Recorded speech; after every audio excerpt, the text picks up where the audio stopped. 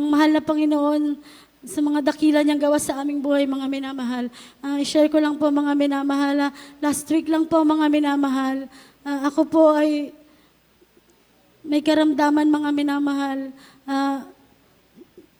Tunay po na humina po ang aking katawan. Nagkaroon po ako ng ubo at ng sipon, mga minamahal. Nandyan po na pagtapos po ng awit ng Sunday, mga minamahal, tunay na Monday, Tuesday po nawala po yung aking boses. Talaga pong gasgas po yung aking lalamunan sa aking kakaubo, mga minamahal. Tunay po na, mga minamahal, na patuloy pa rin po sa pagdalo, patuloy sa pagpupuri, mga minamahal. Ngayon po, taglay ko na po ang kagalingan na pinagkaloob po ng ating pinakamamahal na Panginoon Jesus. Mga minamahal, hallelujah. Balikan ko lang po, mga minamahal, ang dakilang gawa ng mahal na Panginoon sa aming buhay, mga minamahal. May 18, mga minamahal, 2022,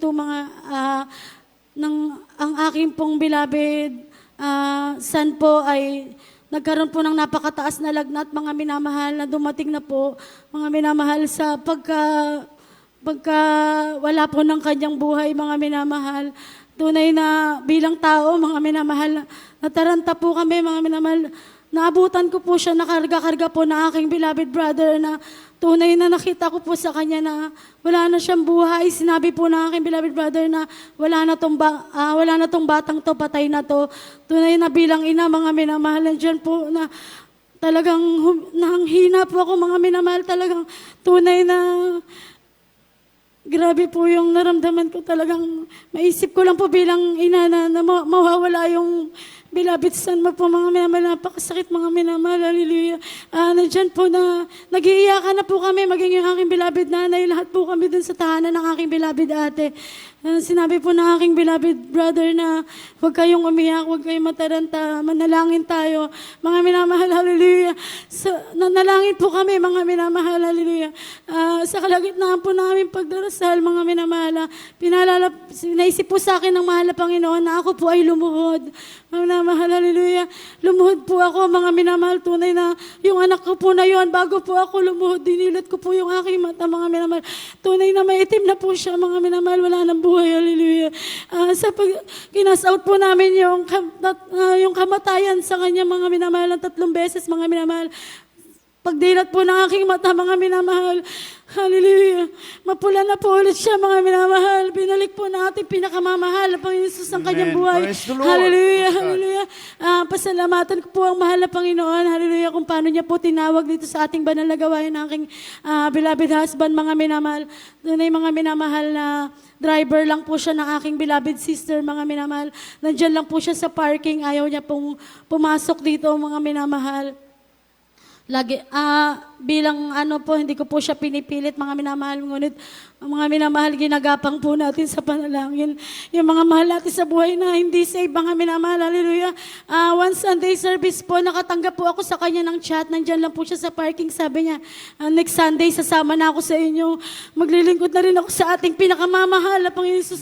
Hallelujah, mga minamahal. Tunay na lubos na pinapasalamatan ko dahil simula po nung araw na yan, mga minamahal, tunay na po na grabe na po ang pagbabago sa aming buhay, mga minamahal.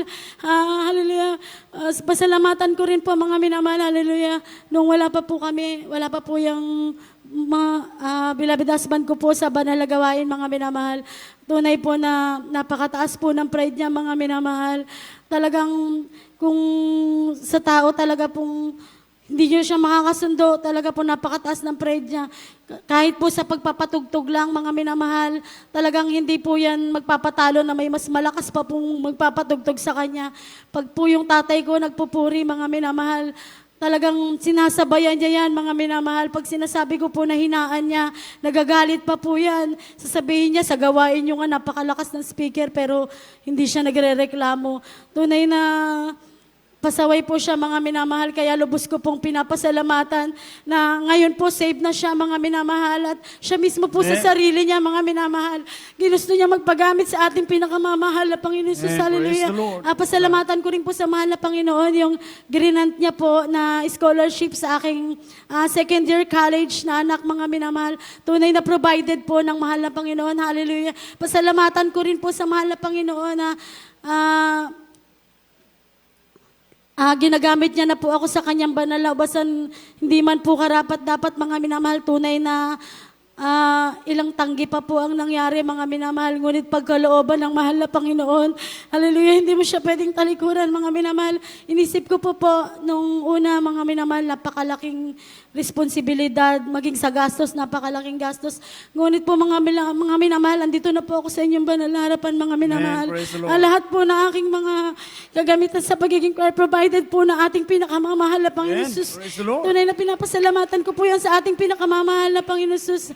Pasalamatan ko rin po sa mahal na Panginoon Jesus yung anak ko po, yung baby ko po, yung bunso ko po na lagi pong mataas ang lagnat, mga minamahal. Sa pagpupuri lang po, mga minamahal, pinapagaling na siya na ating pinakamahal na Panginoon Jesus. Mahina po ang baga niya, mahal na Panginoon. Pero this year po, nung pina-check up po siya sa school, mga minamahal, dahil po sa school requirements, napatunayan ko po na siya po ay clear lungs na po, mga minamahal. Pasalamatan ko po sa mahal na pinapasalamatan ko po ng lubos sa mahal na Panginoon po yan, mga minamahal. Hanggang dito na lang po, mga minamahal. Ang pinakamataas na papuri, pagluwalhati, pagdakil at pagsamba. Hallelujah.